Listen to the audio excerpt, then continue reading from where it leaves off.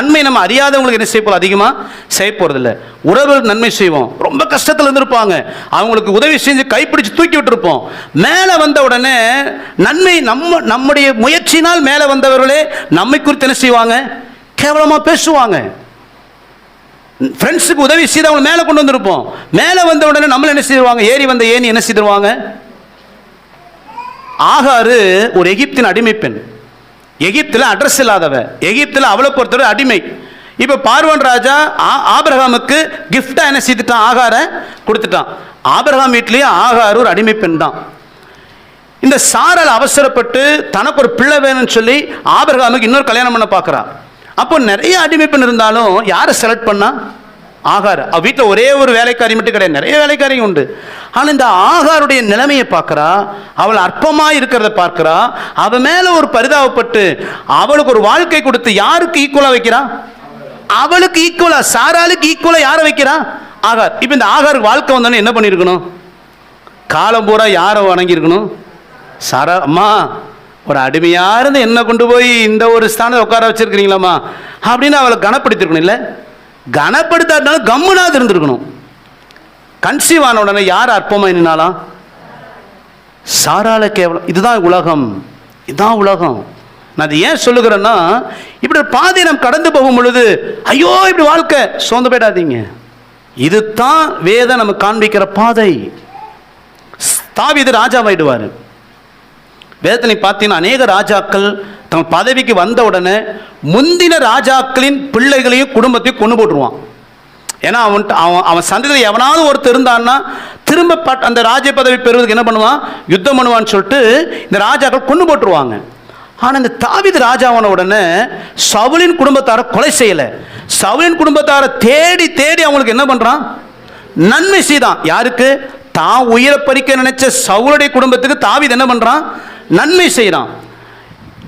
இவர் ராஜ்யபாரம் பெற்ற உடனே இஸ்ரவேல் தேசமே ஆசீர்வாதமா இருக்குது, விசேஷமா சவுலின் சந்ததி ஆசீர்வாதமா இருக்குது.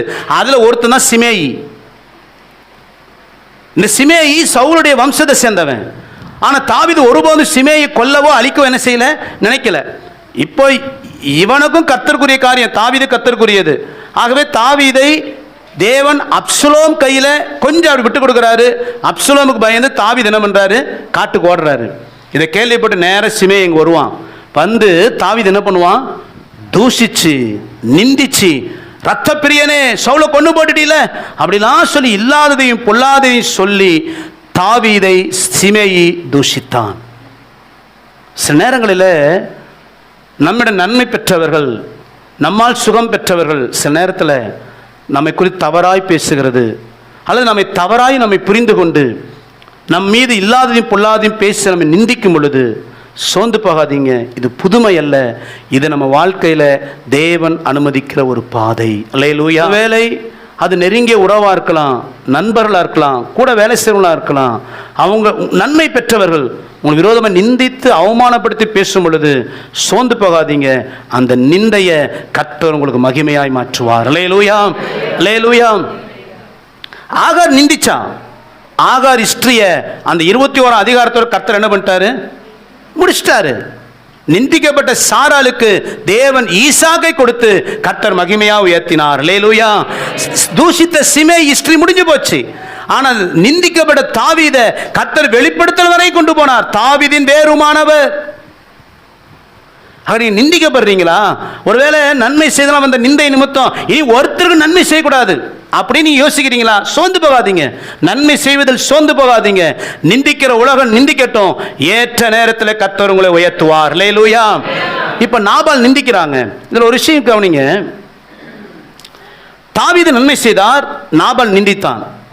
இதில் இன்னும் நாம் என்ன கற்றுக்கொள்ளணும்னா, நாம் நிந்திக்கப்படும் பொழுது நம்ம பொறுமையை காத்திருக்கணும். நாம் நாபாலை போல யாரையும் நிந்தித்து அவமானப்படுத்தக்கூடாது. அல்லேலூயா. தாவீதை போல பொறுமையா இருக்கணும். அதே சமயம் நாபாலை போல மற்றவர்களை பரியாசம் பண்ண, இந்த பரியாசங்கிறது இன்னைக்கு நிறைய பேருக்குள்ள உண்டுங்க.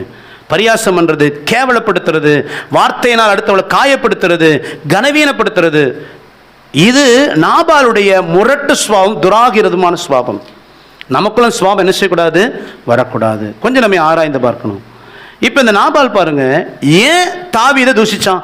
அவன் வார்த்தை என்னது? 1 சாமுவேல் 25:10-11 என்ன சொல்லுவான்? இந்த நாட்களில் எஜமானை விட்டு ஓடி போற வேலைக்கால் அநேகர். அதாவது தாவீது ஏன் சவுலை விட்டு ஓடி வந்தான்னு முழு விவரம் யாருக்கு தெரியாது? இந்த நாபாலுக்கு தெரியாது.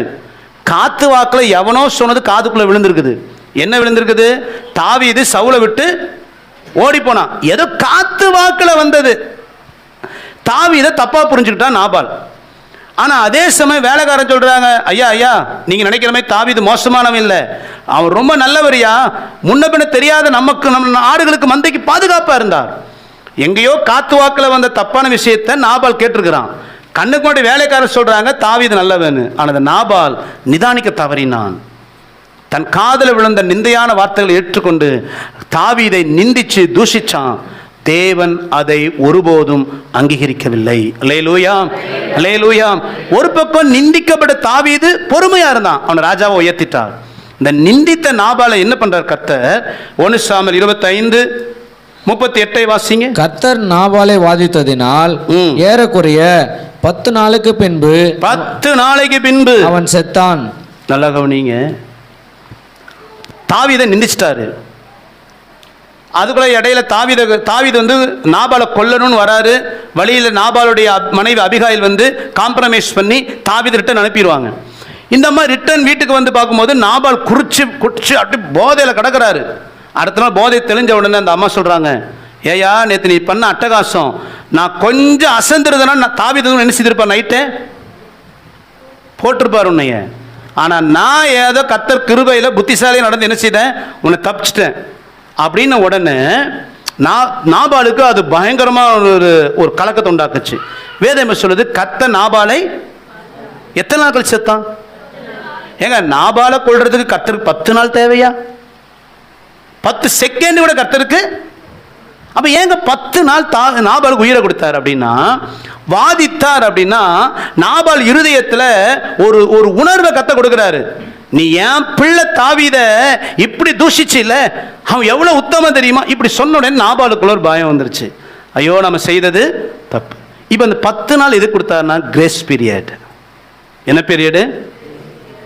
நீ நிந்திச்ச, நீ அவமானப்படுத்தின தாவீதோட ஒப்புரவாயிடு. அவனை எவ்வளவு கேவலப்படுத்தின, ஒரு நேரம் சாப்பாடு தரதுக்கு அவனை கேவலப்படுத்தினில, போ அவன் தாவீதோட ஒப்புரவாகு. இந்த நாபாலுக்குள்ள அந்த 10 நாள் உணர்வை கத்த கொடுக்கிறாரு. அவன் கீழ்ப்படியிலங்க. 10 நாள் கர்த்தர் அவனுக்கு ஜீவனை கொடுத்து ஒப்புரவாகு, மனம் திரும்பு, ஒப்புரவாகு, தாவீதோட ஒப்புரவாகவே இல்லைங்க. கர்த்தர் பார்த்தார், இதுக்கு மேல நாபாலுக்கு டைம் பீஸ்ல டைம் முடிஞ்சிருச்சு. நாபால் செத்தான். அல்லேலூயா.